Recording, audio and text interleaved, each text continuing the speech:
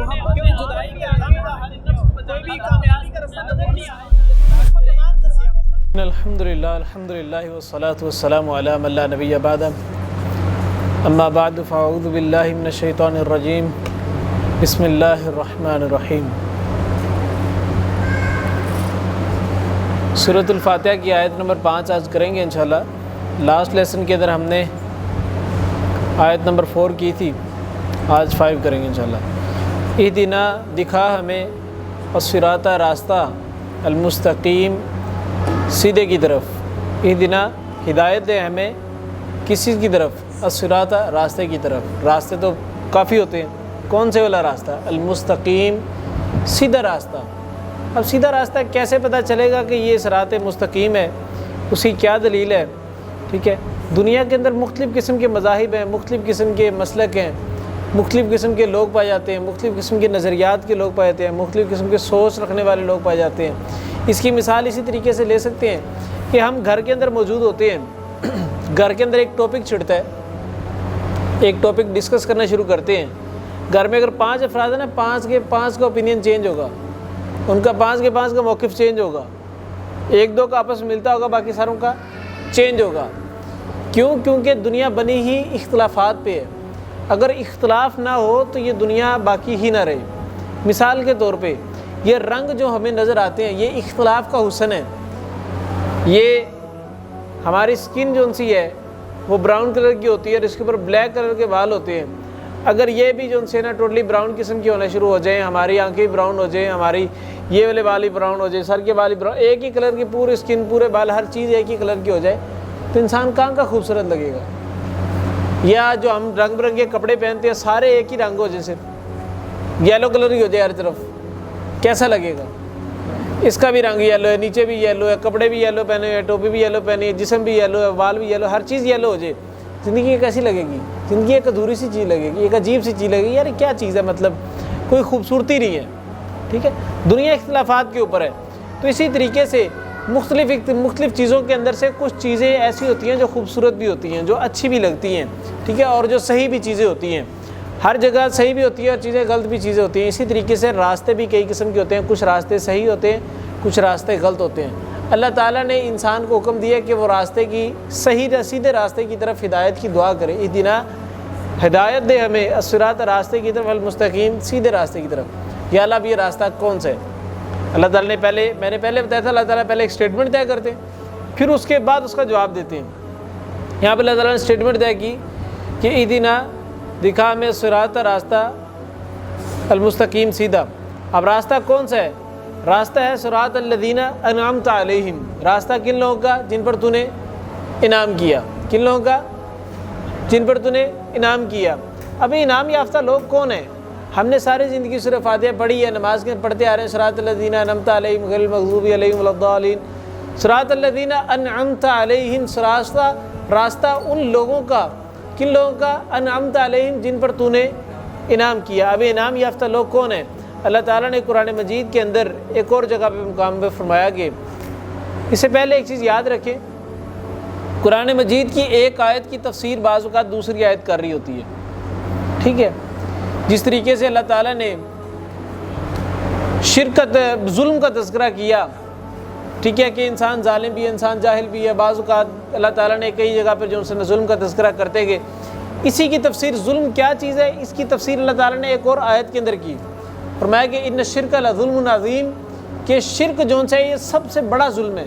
معلوم ہوا کہ قرآن مجید کی ایک آیت کی تفسیر دوسری آیت بھی کر رہی ہوتی ہے۔ یہاں پر بھی یہی سین ہے، صراط الذین انعمت علیہم کی تفسیر اللہ تعالیٰ نے ایک اور آیت کے اندر کی، اگلے قرآن مجید کے اگلے موقع پر وہ فرمایا کہ وَمَن يُطِعِ اللَّهَ وَرَسُولَهُ فَأُولَٰئِكَ مَعَ الَّذِينَ أَنْعَمَ اللَّهُ عَلَيْهِم مِّنَ النَّبِيِّينَ وَالصِّدِّيقِينَ وَالشُّهَدَاءِ وَالصَّالِحِينَ، فرمایا وَمَن يُطِعِ اللَّهَ، اور جو کہ اطاعت کرے گا اللہ تعالیٰ کی، وَرَسُولَهُ، اور اس کے رسول کی، فَأُولَٰئِكَ، پس یہی لوگ ہوں گے، کون لوگ؟ مَعَ الَّذِينَ، ان لوگوں کے ساتھ ہوں گے۔ کن لوگوں کے ساتھ ہوں گے اللہ؟ یعنی جن لوگوں نے اللہ اور اس کے رسول کی اطاعت کی تھی، وہ لوگ ان لوگوں کے ساتھ ہوں گے۔ اب وہ لوگ کون ہیں جن کے ساتھ ہوں گے؟ انعم اللہ، جن پر اللہ تعالیٰ نے انعام کیا۔ اب یہاں پر بھی انعام یافتہ لوگوں کا تذکرہ ہے، جو ہم نے صراط الذین انعمت علیہم کے اندر پڑھا تھا۔ یہاں پر بھی انعام یافتہ لوگوں کا تذکرہ ہے، وہ انعام یافتہ لوگ کون ہیں؟ انعم اللہ علیہم من النبیین، سب سے پہلے جو بندے ہیں وہ کون ہیں؟ نبی ہیں۔ کون ہے؟ نبی ہیں۔ انعم اللہ کے اندر انعام یافتہ لوگوں کے اندر سب سے پہلی جو کیٹیگری ہے وہ نبیوں کی ہے۔ دوسری کیٹیگری وہ صدیقین اور سچے لوگوں کی ہے، صدیق لوگوں کی ہے۔ وہ شہداء اور شہیدوں کی ہے۔ وہ صالحین اور نیک لوگوں کی ہے، صالح لوگوں کی ہے۔ یہ چار قسم کی کیٹیگری جو سی ہیں یہ انعم اللہ کے اندر شمار ہوتی ہیں، انعمت علیہم پر شمار ہوتی ہیں۔ یعنی کہ اللہ تعالیٰ نے ہمیں حکم دیا ہے کہ ہم سیدھے راستے کے لیے دعا کریں اللہ تعالیٰ سے کہ اللہ میں سیدھے راستے پہ چلا۔ اب سیدھا راستہ بھی اللہ تعالیٰ نے بتا دیا ہے۔ سیدھا راستہ کون سے والا ہے؟ جو کہ نبیوں کا ہے، جو صدیقین کا ہے، جو شہداء کا ہے اور جو نیک لوگوں کا ہے۔ یہ راستہ سیدھا راستہ ہے۔ اب کن لوگوں کے راستے سے بچنا ہے؟ اللہ تعالیٰ نے وہی فرمایا۔ جہاں پر ایک اصول یاد رکھیے، جہاں پر بری چیز کا تذکرہ ہو رہا ہے نا وہاں پر اچھائی بھی کرنی چاہیے۔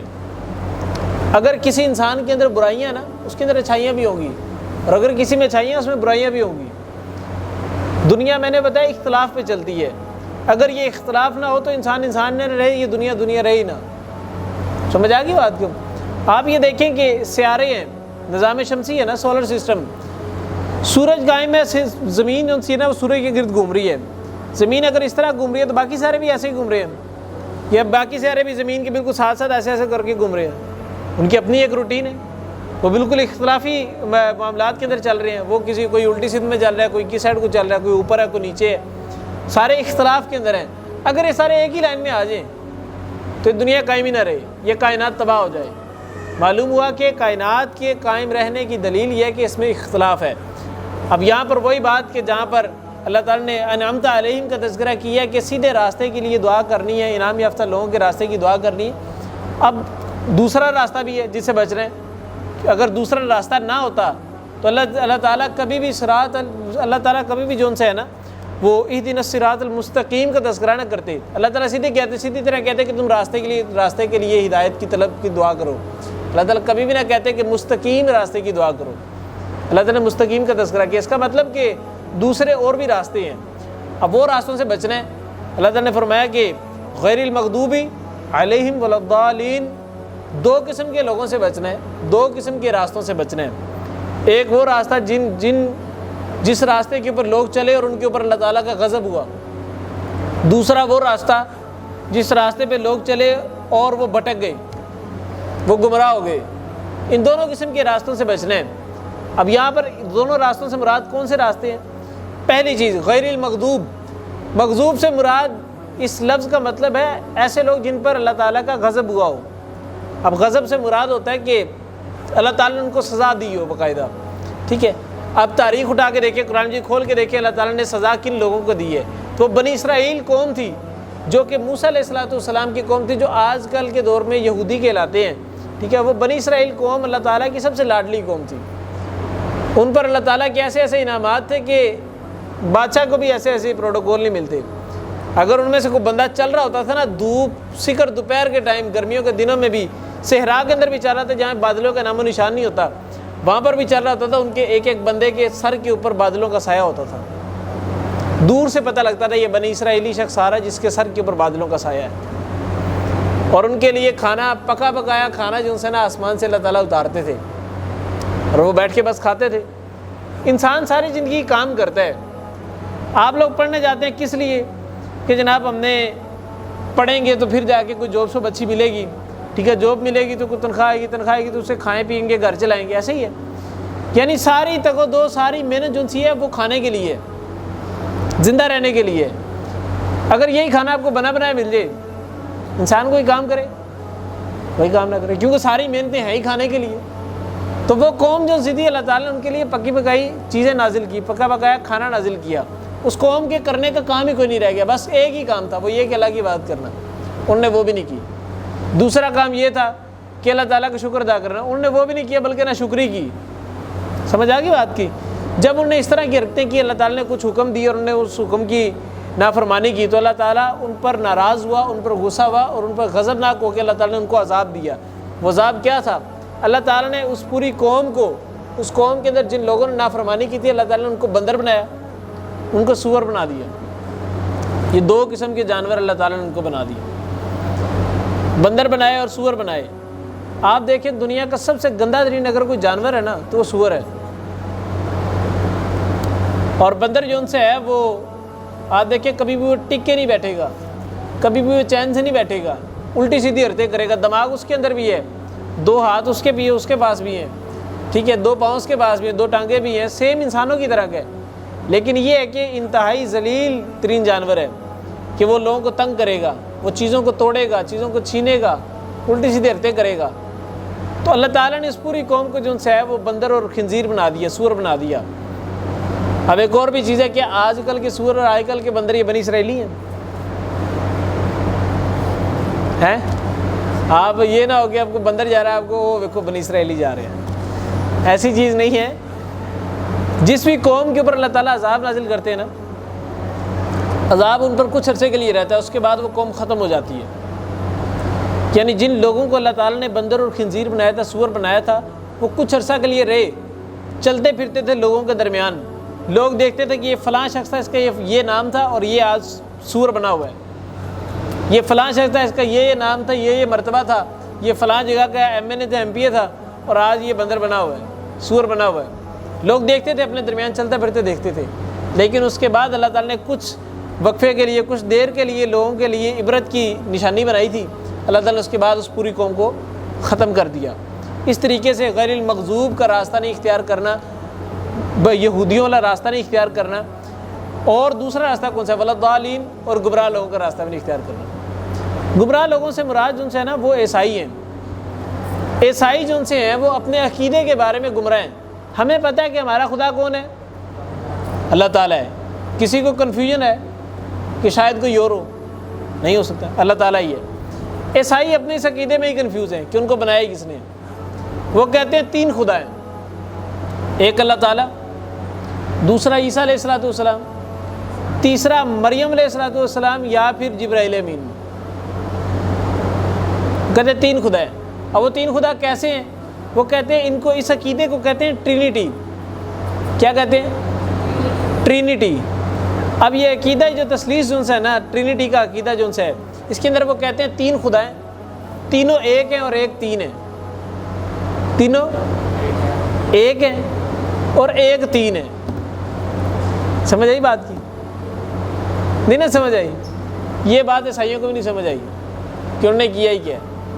وہ اپنے اس عقیدے کے بارے میں کنفیوز ہیں کہ ان کے خدائی کتنے ہیں. اب وہ 3 ایک ہے, ایک 3 ہے. کیسے 3 ایک ہو گئے, ایک 3 کیسے ہو گئے؟ ظاہر سی بات نہیں. یہاں پہ 3 چیزیں رکھ دیں, میں 3 کیل رکھ دوں, میں کہوں 3 کیل, 1 کیل ہے, ایک کیل 3 کیل ہے. کوئی سمجھ نہیں آتی بات. عجیب سا معاملہ ہے بھائی. ایک ہوتا ہے, 3 ہوتے ہیں. لیکن وہ اپنے اس عقیدے کے بارے میں کنفیوز ہیں, وہ گمراہ ہو چکے ہیں, وہ راستے سے بھٹک چکے ہیں. اللہ تعالیٰ نے فرمایا کہ دونوں لوگوں کے راستوں سے آپ نے پناہ طلب کرنی ہے. کون کون سے راستہ؟ یہودیوں کا مغضوب راستہ اور عیسائیوں کا ضالین راستہ. ٹھیک ہے, تو ان دونوں راستوں سے پناہ طلب کرنی ہے اللہ تعالیٰ کی. چلیں نیکسٹ پارٹ کھولیں. طہارت کے احکامات, پیج نمبر 67 ہے.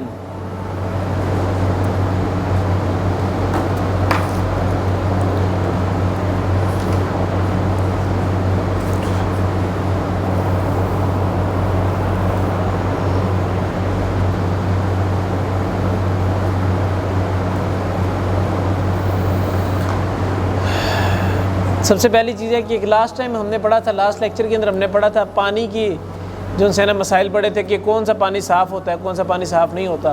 ٹھیک ہے, کن شرائط کے اندر جا کے پانی صاف ہوتا ہے. تو آج ہم پڑھیں گے برتنوں کے مسائل. اب برتن یوز کرتے ہیں, ہم برتن یوز کرتے ہیں, کپڑے یوز کرتے ہیں. ٹھیک ہے, ان کے مسائل آج پڑھیں گے انشاءاللہ.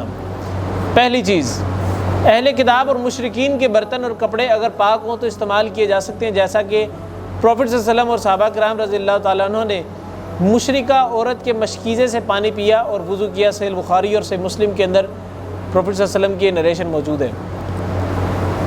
اہل کتاب جو ان سے ہے نا, اہل کتاب سے مراد وہ لوگ ہوتے ہیں, وہ قومیں ہوتی ہیں جن پر اللہ تعالیٰ نے آسمان سے کتاب نازل کی ہے. ہم لوگ اہل کتاب کے اندر شمار ہوتے ہیں. کیوں؟ کیونکہ ہمارے پہ کون سی کتاب نازل ہوئی ہے؟ قرآن مجید. یہ کہاں سے آئی ہے؟ آسمان سے. کس پہ نازل ہوئی؟ آپ صلی اللہ علیہ وسلم پر۔ آپ صلی اللہ علیہ وسلم کس کے امام ہیں؟ اس امت کے امام ہیں۔ سمجھ آ گئی بات کی؟ اسی طریقے سے یہودیوں پر بھی کتاب نازل ہوئی تورات۔ یہودیوں کے جو نبی تھے وہ موسیٰ علیہ السلام تھے، ٹھیک ہے، عزیر علیہ السلام تھے، ہارون علیہ السلام تھے، یہ ان کے نبی تھے، ٹھیک ہے۔ ان پر کتاب نازل ہوئی اور انہوں نے اس کتاب کی تبلیغ کی پوری امت کے اندر۔ اس قوم میں سے کچھ لوگ مان کے کچھ لوگ نہیں مانے، ٹھیک ہے، وہ بھی اہل کتاب ہیں۔ آج تک جتنے یہودی چلتے آ رہے ہیں اہل کتاب ہیں، ٹھیک ہے۔ اسی طریقے سے عیسائی بھی، عیسیٰ علیہ السلام کے ماننے والے، ٹھیک ہے، یہ بھی جو ان سے اہل کتاب، ان پر بھی کتاب نازل ہوئی۔ اور آج تک جتنے عیسائی آ رہے ہیں بائبل انہی کی کتاب ہے، اللہ تعالیٰ نے ان پہ نازل کی اور وہ آج تک پڑھتے آ رہے ہیں اس چیز کو۔ تو جتنے بھی اہل کتاب ہیں ان کے ساتھ ایک چیز یاد رکھیے، کھانا پینا بھی بیٹھ کے جائز ہے، ان سے بیٹھ کے آپ کھا سکتے ہیں، ان کے کپڑے پہن سکتے ہیں، ان کے برتن استعمال کر سکتے ہیں۔ شرط ہے ایک، کپڑے اور برتن تب استعمال کریں گے جب پاک ہیں، وہ پاک اس طریقے سے کہ اس میں کوئی نجاست نہ لگی ہو، کوئی گندگی نہ لگی ہو، اس کو دھو کے آپ یوز کر لیں۔ لیکن جو لنڈے کے سامان ہوتا ہے نا، لنڈے کے کپڑے ہوتے ہیں یا کھلونے ہوتے ہیں یا برتن ہوتے ہیں، اس طرح کی جو چیزیں ہوتی ہیں ان کو دھوئے بغیر نہیں استعمال کرنا چاہیے، کیونکہ ہمیں نہیں پتہ کہ وہ کپڑے پاک ہیں ناپاک ہیں، کیسی حالت کے اندر ہیں، ہو سکتا ہے اس پہ گندگی لگی ہو، انہیں دھوئی نہ ہو۔ تو اس لیے اگر وہ استعمال کرنے پڑیں تو وہ دھو کے استعمال کرنے چاہیے۔ جس جانور میں بہنے والا خون نہ ہو وہ جانور مرنے سے ناپاک نہیں ہوتا۔ فرمان نبوی ہے سمندر کا مردار بھی حلال ہے۔ مزید فرمایا کہ پینے والی چیز میں مکھی گر جائے تو اسے ڈبو کر نکال دیں، اور چاہیں تو وہ مشروب پی لیں، کیونکہ اس کے ایک پر میں بیماری اور دوسرے پر میں شفا ہے، یعنی وہ ناپاک نہیں ہے، بشرط یہ کہ یہ جانور گندگی ناپاکی سے پیدا نہ ہو، جیسا کہ کاکروچ وغیرہ۔ اچھا جناب، ایک اصول بیان کیا کہ جس جانور میں بہنے والا خون نہ ہو، ایک ہے بکری ہے، اس کے اندر خون ہوتا ہے، وہ اگر اس کو ذبح کیا جائے نا تو اس کے اندر سے خون نکلے گا، باقاعدہ کافی زیادہ خون نکلے گا، گائے سے بھی نکلے گا، اونٹ سے بھی نکلے گا، خرگوش سے بھی نکلے گا، اس طرح جانوروں سے خون نکلے گا۔ جن جانوروں کے اندر سے خون نکلتا ہے نا، باقاعدہ رشتہ ہے خون، اگر ان کو کٹ لگ جائے ان کا خون نکلنا شروع ہو جائے، ٹھیک ہے، ایسے جانور اگر مر جائیں تو وہ مرے ہوئے حرام ہے، بے شک وہ لال جانور ہی کیوں نہ ہو۔ بکری مر جائے کیونکہ اس سے خون رشتہ ہوتا ہے باقاعدہ، بکری مر گئی تو اس کا مطلب بکری حرام ہوگی، سمجھ آ گئی۔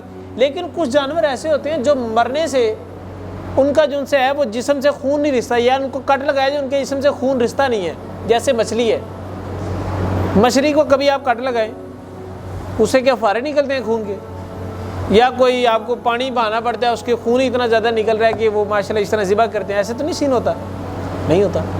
تو یہ وہ جانور ہیں جن سے خون رشتہ نہیں ہے، ایسے جانور اگر مر جائیں تو وہ حلال ہیں۔ مچھلی سمندر کے اندر ہوتی ہے اور وہ مر بھی جائے نا تو وہ حلال ہے، کیوں؟ کیونکہ اسے خون رشتہ نہیں ہے، خون نکلتا نہیں ہے، ٹھیک ہے۔ دوسری چیز مکھی جو سی ہے، مکھی سے بھی خون نہیں رشتہ، وہ الگ بات ہے، اگر کوئی اس طرح کر کے دبا دے تو پھر تو اس کا کچومر ہی نکل جائے گا، اس طرح تو مچھلی کا بھی نکل جائے گا، ہر چیز کا کچومر نکل جائے گا، لیکن یہ ہے کہ مکھی سے بھی خون نہیں رشتہ، ٹھیک ہے۔ مکھی اگر چائے کے اندر گر جائے تو اسے کیا کریں؟ چائے پھینک دیں۔ اس کا طریقہ کار یہ ہے کہ اگر مکھی چائے کے اندر گر جائے، کسی بھی چیز میں گر جائے نا، اس کا طریقہ کار یہ ہے، پروفیٹ صلی اللہ علیہ وسلم کی سنت ہے، اس کو ایک مرتبہ غوطہ دیں اور باہر نکال کے پھینک دیں۔ کیا کریں؟ ایک مرتبہ ڈبوئیں اور نکال کے پھینک دیں۔ اب اس کی وجہ کیا ہے؟ اس کی وجہ یہ ہے کہ پروفیٹ صلی اللہ علیہ وسلم نے فرمایا کہ مکھی کے دو پر ہوتے ہیں، ایک پر میں شفا ہوتی ہے اور ایک پر میں بیماری ہوتی ہے۔ مکھی جب کسی چیز کے اوپر آ کے گرتی، کسی مشروب، کسی پینے والی چیز پہ آ کے گرتی ہے تو سب سے پہلے جو اپنا پر نیچے لگاتی ہے نا وہ بیماری والا پر ہوتا ہے، اس لیے فوراً اس کو نکال کے پھینک نہیں دینا چاہیے، نہیں تو آپ کے اندر اس پینے والی چیز کے اندر بیماری رہ جائے گی۔ اس کو جب ایک مرتبہ ڈبوئیں گے نا تو اس کی جو شفا والا پر ہے وہ بھی اس کے اندر ڈبویا جائے گا، پھر اس کی بیماری ختم ہو جائے گی اس کی وجہ سے۔ سمجھ آئی بات کی؟ سائنس بھی آج اس چیز کو پروو کرتی ہے کہ مکھی کے دونوں پروں کے اندر جو ہے نا، ایک پر میں بیماری ہوتی ہے ایک پر میں شفا ہوتی ہے، اس لیے اس کو ڈبو دینا چاہیے۔ لیکن اب ایک چائے ہے وہ گرم اتنی زیادہ ہے، یا ایک حلوہ ہے، آپ حلوے کے اندر ذرا گرم حلوے کے اندر اس طرح انگلی اس طرح ڈالیں، آپ کو پتہ لگے گا، انگلی سوج جائے گی، ریڈ ہو جائے گی، ایسے ہی نا۔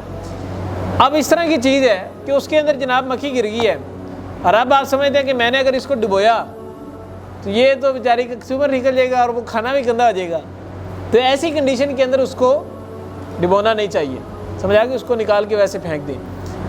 اب وہ پانی، اب وہ چیز پاک ہے، آپ اس کو پینا چاہیں، کھانا چاہیں، کھا پی سکتے ہیں، لیکن اگر آپ کو کراہت آ رہی ہے، آپ نہیں پسند کر رہے تو پھر آپ نہ پئیں، سمجھا کہ بات کو زور زبردستی نہیں ہے۔ ہر طرح کے حلال و حرام جانوروں کے بال، اون اور پر استعمال کرنا جائز ہے، کیونکہ یہ چیزیں بے جان ہوتی ہیں، چنانچہ ان چیزوں سے بنائے جانے والے کپڑے، لحاف اور کارپٹ وغیرہ استعمال کیے جا سکتے ہیں۔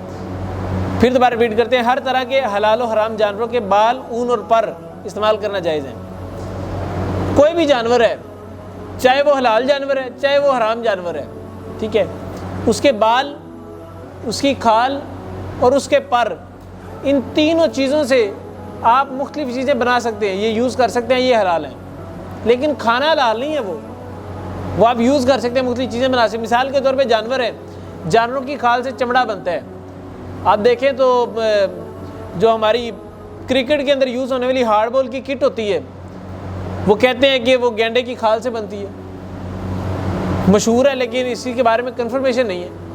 اس طرح مختلف چیزیں ہیں، ہمارے جو جوتے وغیرہ بنتے ہیں وہ بھی کھال سے بنتے ہیں، ٹھیک ہے، اس طریقے سے جو جیکٹس بنتی ہیں وہ بھی کھال سے بنتی ہیں، بعض بکرے ہی کھال سے بنتی ہیں، یا وہ چھترے ہی کھال سے بنتی ہیں، دمبے ہی کھال سے بنتی ہیں، اس طرح کی کھالوں سے یہ چیزیں بنتی ہیں۔ تو اس طرح کی کھالوں سے جو چیزیں بنے وہ چیزیں جائز ہوتی ہیں استعمال کرنا۔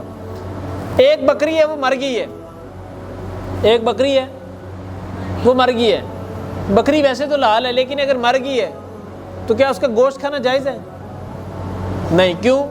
کیونکہ مر گئی ہے، لیکن اس کی کھال استعمال کی جا سکتی ہے، اس کی کھال اتاری جا سکتی ہے، مرے ہوئے جانور کی بھی کھال اتار کے آپ استعمال کر سکتے ہیں، بشرط یہ کہ اس کو کیڑا شیڑا لگ گیا ہو۔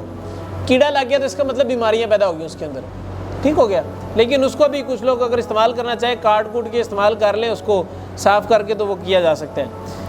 اس کے بعد نیکسٹ چیز ہے، رسول اللہ صلی اللہ علیہ وسلم نے بلی اور اس کے جوٹے کو پاک قرار دیا۔ بلی ایک ایسا جانور ہے جو اگر کسی چیز کو جھوٹا کر دے نا، دودھ بڑا ہے، بلی اس میں سے کچھ دودھ پی جائے تو وہ دودھ حلال ہی ہے، وہ دودھ پیا جا سکتا ہے، وہ ناپاک نہیں ہوتا، سمجھ آ گئی بات کی؟ ہمارے یہاں مشہور ہے کہ بلی کے جو ناک کے بال ہوتے ہیں، منہ کے بال ہوتے ہیں، جو مونچھیں ہوتی ہیں اس کی، اگر وہ لگی ہیں تو وہ چیز حرام ہو جائے گی۔ یہ ہماری بنائی ہوئی کہانیاں صرف، سمجھ آ گئی بات کی؟ ایسی کوئی بھی چیز سنت سے ثابت نہیں ہے، صرف یہ کہ بلی نے اگر جھوٹا کر لیا چیز کو تو وہ آپ کے لیے پاک چیز ہی ہے۔ لیکن اگر ایک چیز اور بھی ہے کہ اگر آپ کو کراہت آ رہی ہے، آپ کہتے نہیں یار میرا دل نہیں کرتا ایسی چیز کو پینے کا، تو نہ پئیں، وہ آپ کی اپنی مرضی ہے، لیکن وہ چیز پاک ہے، سمجھ آ گئی؟ لیکن یہ ہے کہ کتا جو ہے نا، کتا اگر وہ کسی چیز کو کھا جائے، کسی چیز کو جھوٹا کر جائے تو وہ چیز پاک نہیں رہے گی، وہ چیز ناپاک ہو جائے گی۔ اگر 70 روٹیاں پڑی ہیں نا، کتا ان کو جھوٹا کر گیا ہے، وہ 70 کی 70 روٹیاں پھینکنی پڑ جائیں گی، اس کو کھا نہیں سکتے، کیوں؟ کیونکہ وہ ناپاک ہو گئی ہیں۔ سائنس بھی آج یہی کہتی ہے کہ بلی جب کسی چیز کو جھوٹا کر کے جاتی ہے تو اس سے بیماریاں نہیں پیدا ہوتی، لیکن جب کتا کسی چیز کو جھوٹا کر کے جاتا ہے اس سے بڑی سیویئر قسم کی بیماریاں پیدا ہو جاتی ہیں۔ بلی کا جو بال ہے، جسم کا بال، جس پہ بلی کا جو جسم کا بال ہوتا ہے وہ ذرا ہوتا ہے، وہ کیا ہوتا ہے؟ وہ بیماری کا باعث ہوتا ہے نا، وہ اس کا جو جسم کا بال ہوتا ہے بلی کا۔ نہیں، ایسی بھی چیز نہیں ہے، کیوں؟ کیونکہ عام طور پہ آپ دیکھیں بلیاں بھاگتی پھر رہی ہوتی ہیں، جو پالتو بلیاں ہوتی ہیں نا، جن کو پرشین کیٹ کہتے ہیں، اب وہ جب چل رہی ہوتی ہیں نا، بھاگ رہی ہوتی ہیں نا، تو ان کے جسم سے بال اترتے ہیں۔ اب وہ بال تو ویسی بات، جس گھر کے اندر وہ بلی ہے تو وہ تو بال اڑتے رہتے ہیں گھر کے اندر، جن نے رکھی ان کو پتہ ہے، تو وہ بال اب وہ کسی بھی چیز پہ لگ سکتے ہیں، کھانے کی پینے کی چیز پہ بھی لگ سکتے ہیں۔ اگر وہ ناپاک ہوتے تو اس کا مطلب آپ کی پھر ہر چیز ناپاک ہو جائے، ایسی کنڈیشن بھی نہیں ہے۔ ڈاکٹر کہتے ہیں ایسے کہ یہ بہت خراب ہے۔ وہ ڈاکٹرز کہتے رہے، ڈاکٹرز تو پھر یہ ڈاکٹر تو اور بھی بڑی بڑی چیزیں کہتے ہیں۔ پھر سائنس ان سی نا، سائنس، ہم اسلام کو سائنس کے مطابق نہیں سمجھ سکتے، لیکن سائنس کو اسلام کے مطابق ضرور سمجھ سکتے ہیں۔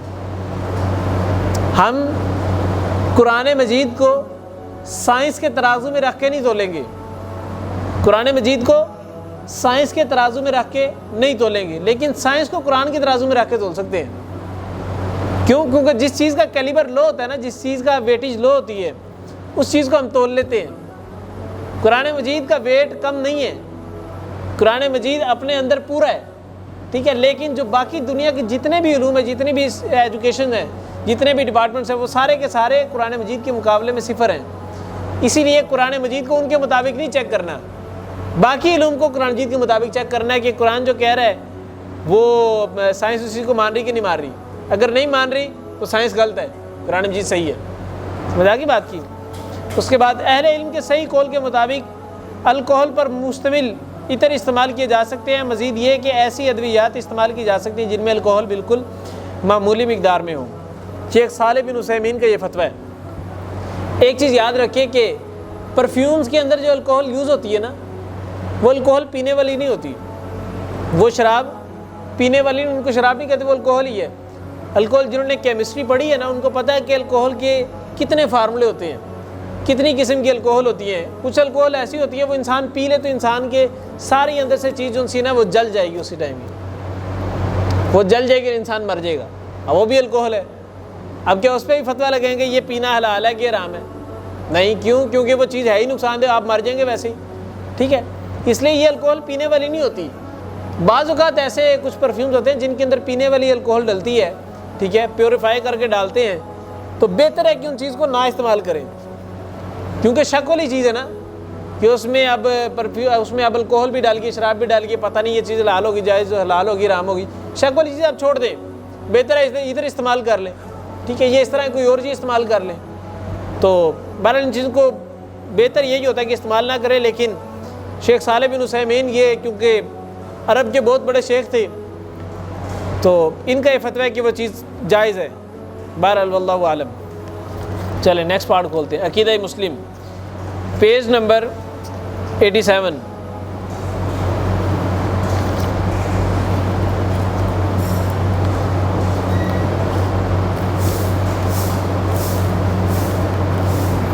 ہم نے بلکہ 88 کھول لیں، ہم نے عبادت کے متعلق بھی کل پڑھ لیا تھا کہ عبادت کیا ہوتی ہے، عبد کیا ہوتا ہے، تو اس کو ایک مرتبہ دوبارہ تذکرہ کر لیتے ہیں۔ عبد سے تو مراد جو سے ہے نا وہ بندہ ہوتا ہے، غلام ہوتا ہے، ٹھیک ہے، لیکن عبادت جو سے ہے وہ یہ کہ ایک غلام کو جو حکم دیا جاتا ہے نا اس پہ کرنا فرض ہوتا ہے۔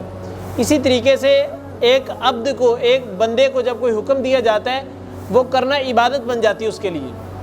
اس کو حکم دیا گیا کہ تم نے جو سے ہے نا یہ گناہ کے قریب نہیں جانا، وہ اگر گناہ کے قریب نہیں جا رہا تو وہ عبادت کر رہا ہے، اس کو نیکی ملے گی۔ گناہ کے قریب نہ جانا بھی نیکی ہے، میں تو کہتا ہوں سونا بھی نیکی ہے۔ اس کی ریزن کیا ہے؟ آپ سوئیں گے کم از کم گناہ سے تو بچ رہے ہوں گے، گناہ سے تو بچ رہے ہوں گے، گناہ سے بچنا ویسے نیکی ہے۔ مومن کی پوری زندگی نیکیوں میں گزر سکتی ہے۔ میں نے ایک مرتبہ پہلے ہی بتایا تھا کہ سیدنا علی سے کسی نے سوال کیا تھا، اے علی آپ دن میں کتنا وقت عبادت کرتے ہیں؟ انہوں نے کہا میں ہر وقت عبادت کرتا ہوں۔ بندہ کنفیوز کہ بھیا یہی گل ہوئی، آپ باقی کام نہیں کرتے؟ انہوں نے کہا میں سب کچھ کرتا ہوں، لیکن یہ ہے کہ سنت کے مطابق کرتا ہوں، مجھے ہر چیز کا اجر ملتا ہے۔ تو یہی معاملہ ہر مومن کا ہے کہ اس کی ساری زندگی عبادت کے اندر کنسیڈر ہو سکتی ہے۔ عبادت کا مطلب یہ ہوتا ہے کہ انسان اللہ تعالیٰ کے سامنے اپنے آپ کو تابع کر لے، انسان اللہ تعالیٰ کا فرما بردار بن جائے، جیسے اللہ تعالیٰ کہیں ویسے کرتا جائے، اس کو کہتے ہیں عبادت کرنا۔ اللہ تعالیٰ نے کہا گناہ قریب نہیں جانا، نہ جائیں۔ اللہ تعالیٰ نے کہا یہ نیکی کرنی، کر لیں، اس کو کہتے ہیں عبادت۔ اللہ تعالیٰ نے رسولوں کو کس مقصد کے لیے بھیجا تھا؟ رسولوں کو بھیجنے کا مقصد نا دو مقصد تھے، ایک یہ کہ لوگوں کو شرک سے بچائیں اور اللہ تعالیٰ کی طرف لے کے آئیں۔ شرک سے بچانا، اللہ تعالیٰ کی طرف لے کے جانا پہلا مقصد۔ دوسرا مقصد اللہ تعالیٰ کے جو نازل کردہ دین ہے، جو مذہب ہے، اس کو پھیلانا، اس کو لوگوں کے اندر عام کرنا، اس کو پریکٹیکلی کر کے دکھانا۔ نبی علیہ الصلوۃ والسلام نے بھی دو ہی کام کیے نا، لوگوں کو شرک سے بچایا، اللہ تعالیٰ کی طرف لے گئے، اور پھر جو اللہ تعالیٰ کی طرف سے نازل شدہ قرآن مجید تھا اس پر عمل کر کے لوگوں کے اندر قرآن مجید کو پھیلا دیا کہ یہ قرآن مجید ہے، اس پر عمل کرو اور اس طریقے سے عمل کریں جس طرح میں نے کی ہے۔